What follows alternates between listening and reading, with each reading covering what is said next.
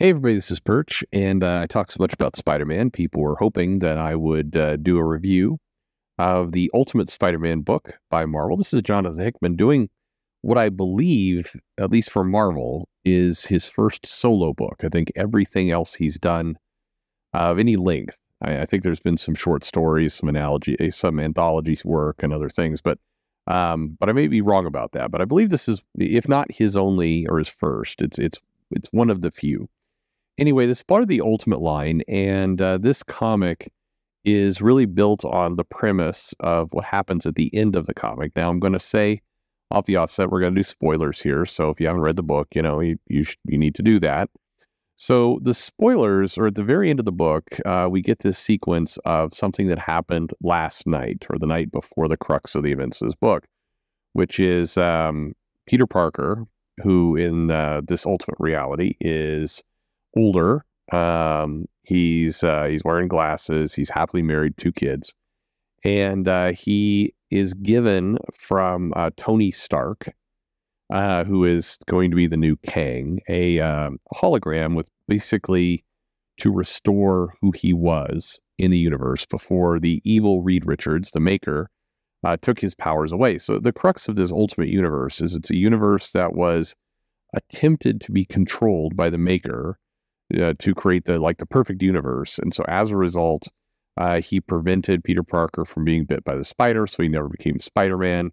And basically at the end of this comic, Tony Stark, who is Kang again, or on the route to becoming Kang, basically gives him a little, a little tech ball that's going to, in effect, give him back his powers. And, with somewhat of a,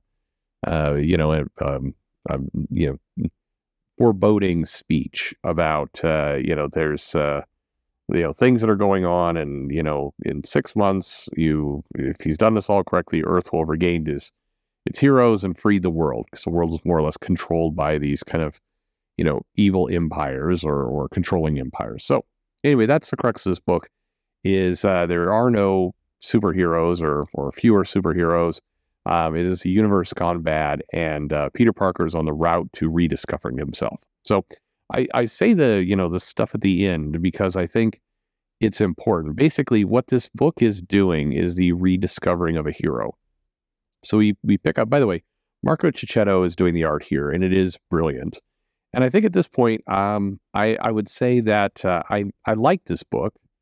I found it more refreshing, somehow more enjoyable, more fresh take on Spider-Man than if you think about other moments where kind of his world's been wholly changed, like after One More Day. This feels new and different. He's got the 2 kids. We don't spend a lot of time with the kids, and we spend a little bit of time with Mary Jane, other than they're married, they're happily married. And, the relationship between husband and wife is strong, and we get all that. Peter Parker is reeling from the fact that his Aunt May was killed during this kind of big event that occurred during the recent Ultimate comic that relaunched this whole thing.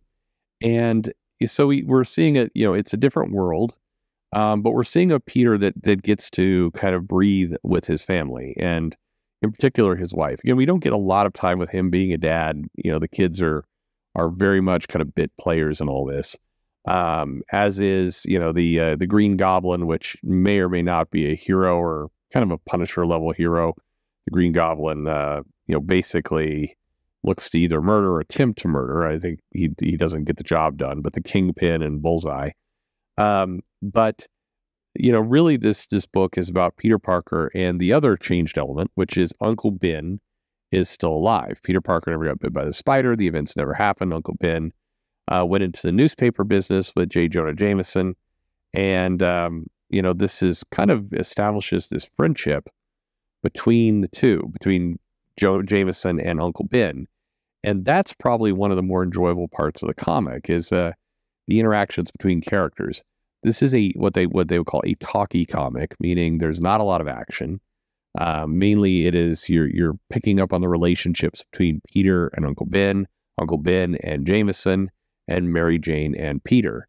And those elements, these conversations are drawn out. They're nice. And some about Chichetto's art. One of the things that I've been realizing in a lot of comic books is when they have a lot of these talky scenes, the artist will basically repeat the same panel over and over and over. And in some cases, it's used for comedic effect or dramatic effect, like the character is asked a question and just, the same panel repeats 3 times, and the character's like, "Yep." And it's more or less done for those reasons. Here, Chichetto draws every single face, every single character, every single panel. It's all different. It's there are none of those moments. And so in a weird way, as a result, as we're going through kind of talking conversations and more talking conversations and lots of dialogue, because again, this is a relationship heavy book, first issue. The art, it still feels fresh. It feels engaging. And so I think one of the things this book does that, you should take a look at is the artist is basically proving that, yeah, you can have a book without tons of action and the pages still turn, look exciting, look dynamic. They're doing stuff with the environments. It's little things. It's snow in New York. It's kind of the lighting of the funeral that they have, or the memorial, sorry, not the funeral. The environment inside the newspaper office. It is, it's remarkable, the depth and quality of the art and the angles and the viewing up for the kingpin, so it makes it look more posing. Just all of the little art tricks that are used in this make the comic look extremely dynamic, and as a result, it's fun to read, even though it is, again, a lot of dialogue. For me, I think it's promising. I like this issue. I didn't love it in the sense of it's a lot of setup, and I think whether this is good or not, we'll really know in 3 or 4 issues. And I don't always love comics that do that to me. But what struck me here was a nice, good, true representation of Peter and MJ's marriage. I mean, it does remind you, if you're reading comics during the 80s and 90s, it reminded you of the supportive MJ and kind of that, when the comic was being written well. If you think about even the events of Craven's Last Hunt and kind of how that concluded, and the how Peter and MJ and all that stuff went down. This comic has that same kind of feel to it. It feels like a natural relationship. It doesn't feel like anything is getting forced.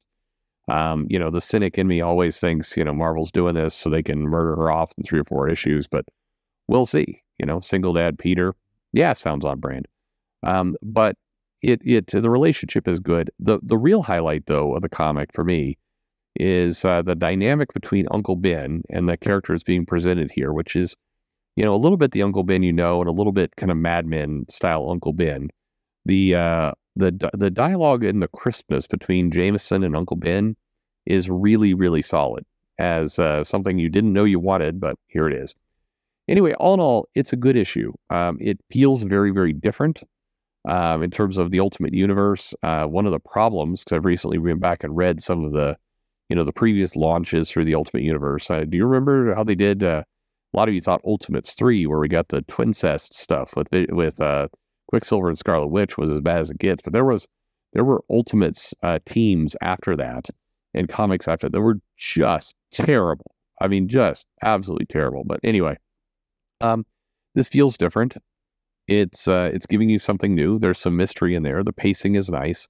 There's no page-long data sheets going on. There's some interesting stuff, and I find myself looking forward to the next issue, which is always good. It's a good page-turning comic, and we're going to see where this goes. The action needs to pick up a little bit now, but in theory, by the end of the issue, Peter has his powers back. He's going to embark on this new realm of Spider-Man and responsibility.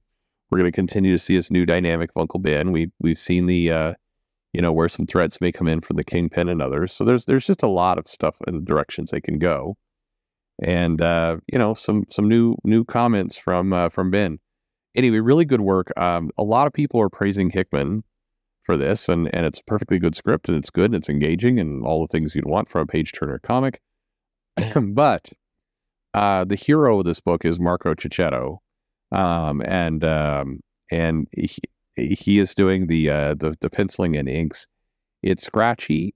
but it looks really good, and just putting in some heroes work here. I mean, this is a really good looking comic with a lot of really good looking panels, and just again, it's a lot of dialogue, and it still holds up. So anyway, definitely a buy. I think this is good. Enjoyed reading it, and anytime I can enjoy reading a comic book, hey, it's a recommend. So anyway, hope you picked it up, and let me know what you think. Ultimate Spider-Man #1, and thanks for listening.